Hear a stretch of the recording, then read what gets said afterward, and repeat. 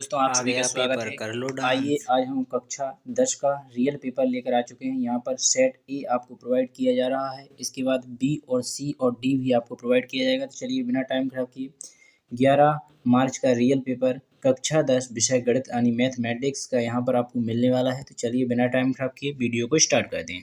तो सबसे पहले आपके यहाँ पर ऑब्जेक्ट क्वेश्चन इस पार्ट में किए जाएंगे। तो सबसे पहले पहला क्वेश्चन यहाँ पर पूछा गया है, सही विकल्प चुनकर लिखिए। तो यहाँ पर आपसे पूछा गया है 96 और ये 404 का HCF पूछा जाएगा। तो इसका राइट आंसर आपका 4 हो जाएगा। आप यहाँ पर HCF निकालना चाहते होंगे तो यहाँ पर 96 और 404 का निकाल लीजिएगा, ठीक है। इसका राइट आंसर 4 हो जाएगा। इसके बाद अगला क्वेश्चन दिया गया है, एक द्विघात बहुपद जिसके शून्यक -3 एवं 4 यानी होगा, ठीक है। तो क्या होगा, तो यहाँ पर आपका एक्स स्क्वायर बटे 2 प्लस एक्स बटे 2 माइनस यहाँ पर आपका 6 इसका राइट आंसर हो जाएगा। आशा करेंगे आपको समझ में आ रहे होंगे। तो इसी प्रकार का आपको पेपर मिलेगा। अगर आप नहीं जानते तो इनको कर भी देख सकते हैं। एक एक करके सभी क्वेश्चनों को करके भी प्रोवाइड किया जाएगा। तो यहाँ पर लिखा है, यदि द्विघात समीकरण a x square plus b x plus c के शून्यक अल्फा और बीटा हो तो अल्फा प्लस बीटा का आपको सूत्र याद रखना है। तो यहाँ पर अल्फा प्लस बीटा, और आप एक और बता देता हूँ मैं आपको, अल्फ़ा इंटू बीटा दोनों के देखिएगा। तो अल्फ़ा प्लस बीटा का माइनस बी बटे ए होता है, और अल्फ़ा इंटू बीटा का सी बटे ए होता है, ध्यान रखें।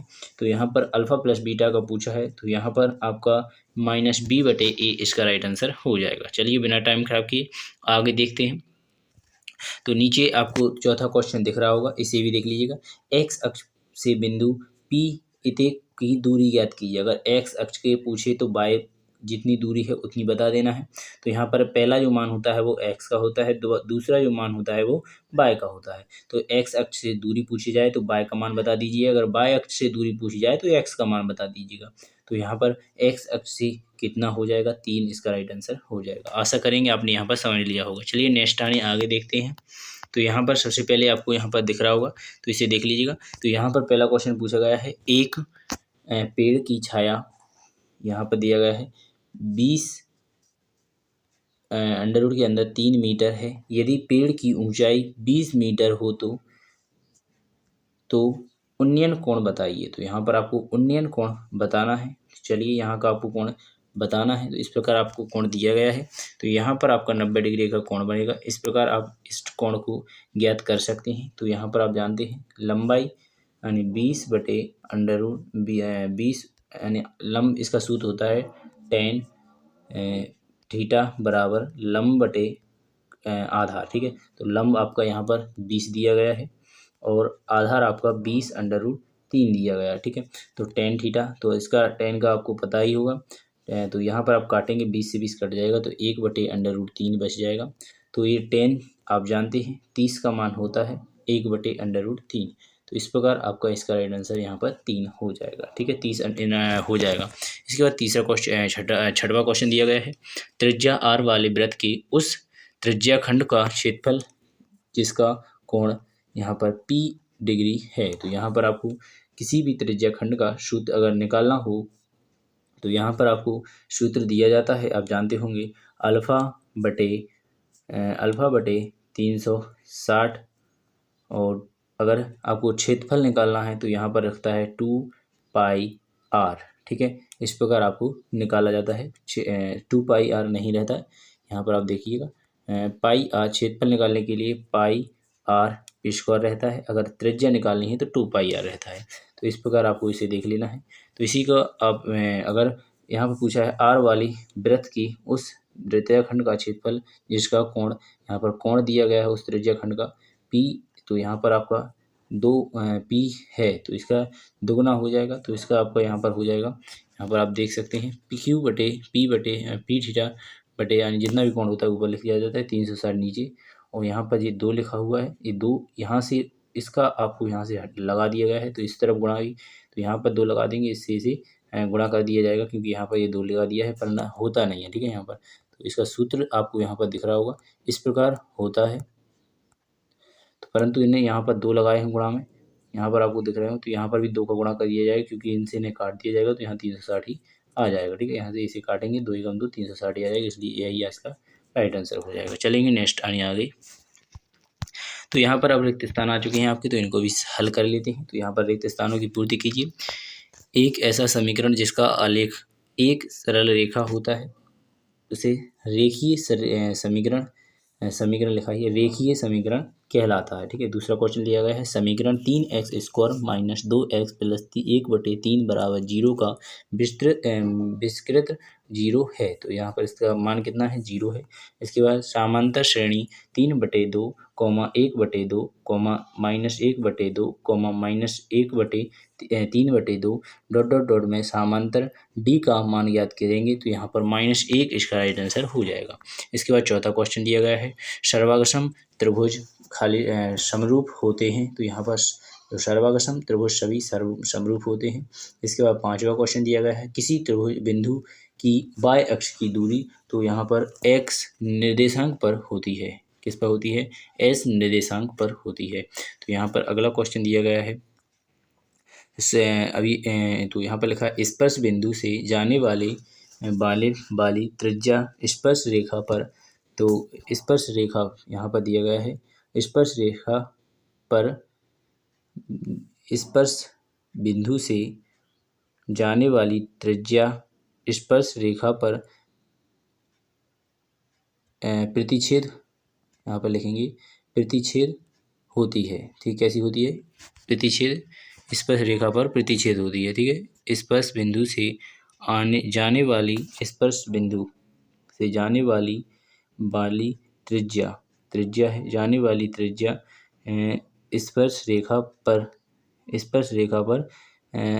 यहाँ पर समकोण, हाँ स्पर्श रेखा पर समकोण होती है। इस प्रकार आप बता देते हैं फिर अच्छा करके। तो ये आपका वृत्त है, ये आपका वृत्त का केंद्र है, ये आपकी स्पर्श रेखा है यहाँ से, और इससे जो इस पर लाइन डलती है इसी कैसी होती है, तो ये लंब होती है। ध्यान रखें, ये लंब होती है। तो यहाँ पर लंब लिखना है आपको। ठीक है, तो इसका राइट आंसर लंब लिखेंगे, लंब होती है। ठीक है, तो आशा करेंगे आपने और जितने भी खाली स्थान थे उनको कंप्लीट कर लिया होगा। चलेंगे इसके आगे। तो यहाँ पर लिखा है सही जोड़ी बनाइए। तो यहाँ पर सही जोड़ी बनाना है। तो a यानी कर्ण स्क्वायर बराबर आधार स्क्वायर प्लस लंब स्क्वायर या लंब स्क्वायर प्लस आधार स्क्वायर। तो इसे आप अच्छी तरह से जानते होंगे, ये पाइथागोरस प्रमेय का सूत्र है। तो यहाँ पर आपने पाइथागोरस प्रमेय लगा लिया है। इसके बाद दूसरा क्वेश्चन दिया गया है मूल बिंदु से x, y के बीच की दूरी ज्ञात करने का सूत्र आपका यहाँ पर तो ये रहे अंडर रूट के अंदर x² प्लस y²। ठीक है, तो आशा करेंगे आगे देखेंगे। यहाँ पर साइन 55 माइनस कॉस 35 का मान ज्ञात कीजिए। तो इसका आपका राइट आंसर हो जाएगा, तो इसे भी देख लीजिएगा, 0 इसका राइट आंसर होता है। इसके बाद नेक्स्ट क्वेश्चन दिया गया है 1 प्लस कॉट स्क्वायर थीटा। ठीक है, कॉट स्क्वायर थीटा चौथे का आपका यहाँ पर राइट आंसर हो जाएगा सेक स्क्वायर थीटा। ठीक है, कॉट का कोसेक होता है, तो कॉट का आपको कोसेक हो जाएगा। इसके बाद यह है tan 45 का एक, आप सब अच्छी तरह से जानते होंगे, इसे तो याद भी है आपको, एक इसका मान होता है। इसके बाद दिया गया है शंकु का आयतन। तो शंकु का आयतन आपको अच्छी तरह से याद होगा 1/3 पाई r स्क्वायर h इसका सूत्र होता है। तो आशा करेंगे यहाँ पर आपने इन सभी को अच्छी तरह से देख लिया होगा। जो भी डाउट हो उन्हें आप अच्छी तरह से पूछ लीजिए, कभी भी हम आपको बता देंगे। ठीक है, तो चलिए इसके बाद आगे देखते हैं। तो एक बार को उत्तर देना है। तो यहाँ पर 2 √2 फिर 2 फिर 0 और अगला पद क्या होगा, तो यहाँ पर आपको -√2 इसका राइट आंसर हो जाएगा। आपको पता ही है 2 - 2 अंडर होता जा रहा है, पहले 2 माइनस था, फिर 1 अंडर रूट रहेगा, फिर 0 आ गया तो माइनस में 2 आ जाएगा। इस प्रकार दृष्टि रेखा की परिभाषा दीजिए। तो दृष्टि रेखा की परिभाषा, तो आप दृष्टि परिभाषा देख सकते हैं, 0 से इस तरफ माइनस में, इस तरफ प्लस में, ये दृष्टि रेखा की परिभाषा हो जाएगी। इसके बाद तीसरा क्वेश्चन दिया गया है वृत्त के चाप की लंबाई का सूत्र लिखिए। तो वृत्त की चाप की अभी हाल आपको प्रोवाइड किया गया था। तो आपको वृत्त की चाप की, तो यहाँ पर आप देखेंगे θ/360। अगर आपकी चाप की लंबाई ज्ञात करना है तो 2πr रहता है। अगर इसका आपको त्रिज्या खंड की निकालना है तो हमने अभी हाल आपको प्रोवाइड किया था 360 बटे यहाँ पर पाई आर स्क्वायर। ठीक है, तो ये दोनों सूत्र आपको अच्छी तरह से देख लेना है। ये त्रिज्या खंड का है, ये आपका वृत्त की चाप का है। ठीक है, तो यहाँ पर दोनों सूत्र वृत्त ही के हैं, ये चाप का है, एक आपका त्रिज्या का है। ठीक है, तो आशा करेंगे आपको समझ में आ गया होगा। चलिए आगे देख लेते हैं। तो यहाँ पर आपको लिखा भी है, इसे भी देख लीजिएगा। इसके बाद नीचे वाला क्वेश्चन दिया गया है घनाभ की पृष्ठ क्षेत्रफल का। तो यहाँ पर घनाभ की पृष्ठीय क्षेत्रफल, पृष्ठीय क्षेत्रफल का मतलब होता है पार्श्व, संपूर्ण पृष्ठ का होता है पूरा। तो यहाँ पर इसे पृष्ठीय क्षेत्रफल का सूत्र लिखना है। ये संपूर्ण पृष्ठ का क्षेत्रफल है आपका, यहाँ पर किसका है, संपूर्ण का है। अगर पृष्ठीय का लिखना है तो ए, यहाँ पर इसे देखिएगा 2, यहाँ पर आप इस प्रकार लिख सकते हैं B plus H, B plus,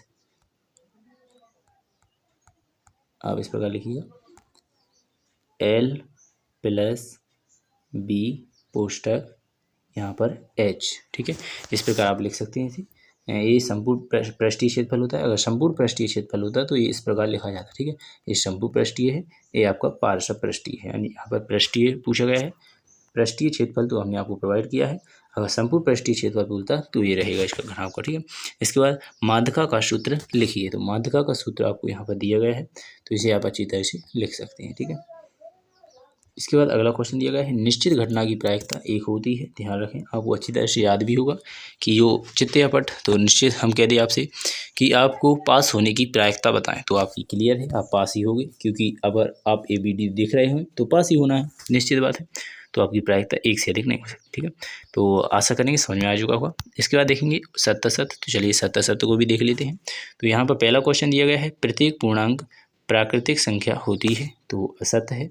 इसके बाद दूसरा क्वेश्चन दिया गया है x square minus 4x plus 4 बराबर 0 के मूल बिंदु बराबर होते हैं, सत्य है। इसके बाद 1 2 फिर 1 3 की समांतर श्रेणी है, तो यहाँ पर समांतर श्रेणी नहीं है, अर्थात असत्य है। इसके बाद चौथा क्वेश्चन दिया गया है समकोण त्रिभुज का क्षेत्रफल 1 आधार गुणा शीर्ष लंब होता है, शीर्ष लंब या लंबाई इसका माना जाता है, तो शीर्ष लंब यानी लंबाई होती है, वो सही है। ठीक है, इसके बाद दिया गया है, आप देख सकते हैं यहाँ पर दिया गया है वृत्त को 2 बिंदुओं पर प्रतिच्छेद करने वाली रेखा को छेदक रेखा कहते हैं, बिल्कुल सही है। इसके बाद छठवां क्वेश्चन दिया गया है किसी घटना की प्रायिकता एक से अधिक भी हो सकती है, परंतु नहीं, हमने बताया था एक से अधिक तो हो ही नहीं सकती। ऐसी थोड़ी ना है कि 2 बार जीतोगे आप, एक ही बार जीतोगे, या फिर एक से कम हो सकती है कि 1/2 चांस से चित्त या पट्टा आने की। ठीक है, तो एक से ज़्यादा नहीं होती है, तो यह सत्य हो जाएगा। इसके बाद आपकी जो नेक्स्ट क्वेश्चन है, जैसे 6 है, ये इनके आंसर दिए गए हैं इस प्रकार। तो आपको नेक्स्ट वीडियो में नेक्स्ट में आपको हल कराए जाएंगे, तो आशा करेंगे आपको समझ में आ चुका होगा। तो पहला पार्ट आपका कंप्लीट होता है, नेक्स्ट पार्ट में आपको क्वेश्चन आंसर भी प्रोवाइड किए जाएंगे, इसी प्रकार अच्छी तरह से सॉल्यूशन कराया जाएगा। धन्यवाद, बिना टाइम खराब के नेक्स्ट वीडियो मिलेंगे, अगली वीडियो मिलेंगे। भारत माता की जय, जय हिंद।